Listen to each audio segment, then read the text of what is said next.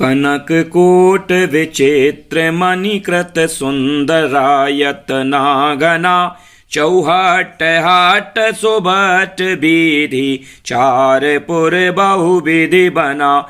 गजबाज खच्चर निकर पदचर रथ बरूथन को गने बहुरूप निश्चर जूथ यति बल सैन बरनत नहीं बने।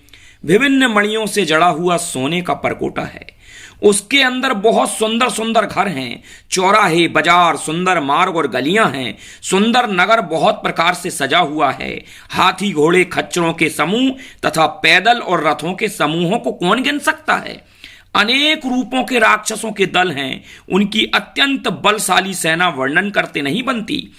वन बाग उपवन बाटिका सरकूप बापी सोयहि नरनाग सुर गंधर्व कन्या रूप मुनि मन मोयहि।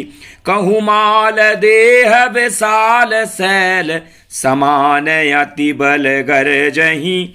नाना अखारन बेरहि बहुविधि एक एकन तरजहि।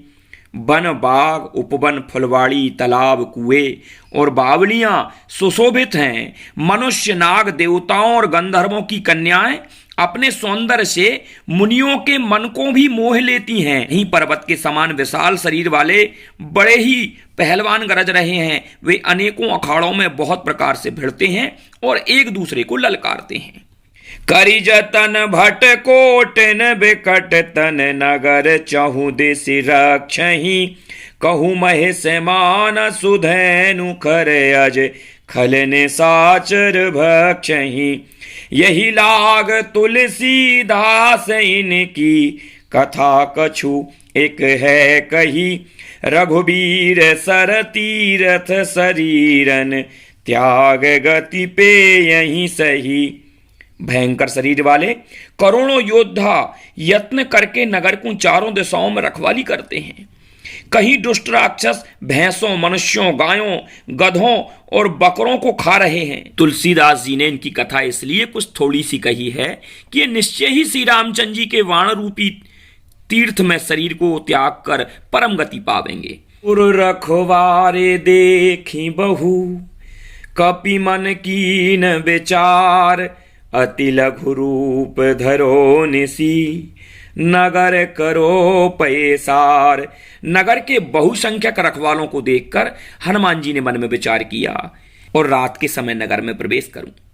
मसक समान रूप कपि धरी लंकहि चलहि सुमर नर हरि।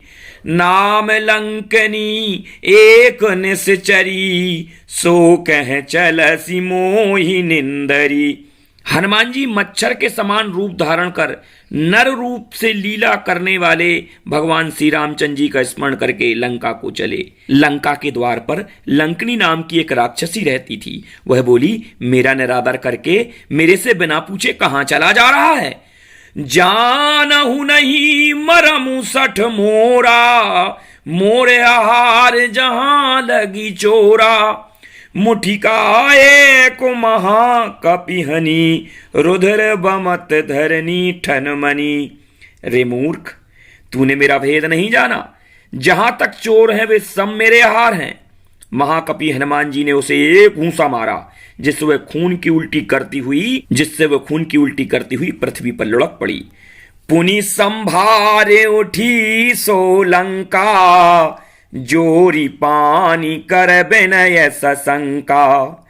जब रावण ही ब्रह्म बर दीना चलत विरंच कहा मोहि चीन्हा।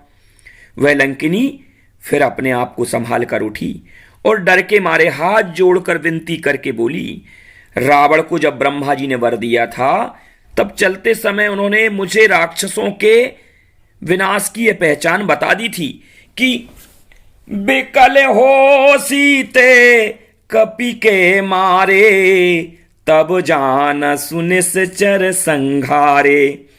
तात मोरे अति पुण्य बहुता देखहूं नयन राम कर दूता। तू बंदर के मारने से व्याकुल हो जाए, जब तू राक्षसों का संहार हुआ जान लेना। हे तात, मेरे बड़े पुण्य हैं जो मैं श्री रामचंद्र जी के दूत को नेत्रों से देख पा रही हूं। तात स्वर्ग अपवर्ग सुख, धरहूं तोला एक अंग, तूल न ताहि सकल मिली, जो सुख लव सतसंग। श्यावर रामचंद्र जी की जय। हे तात, स्वर्ग और मोक्ष के सब सुखों को तराजू के एक पलड़े पर रखा जाए तो भी वे मिलकर उस सुख के बराबर नहीं हो सकते जो सत्संग से होता है।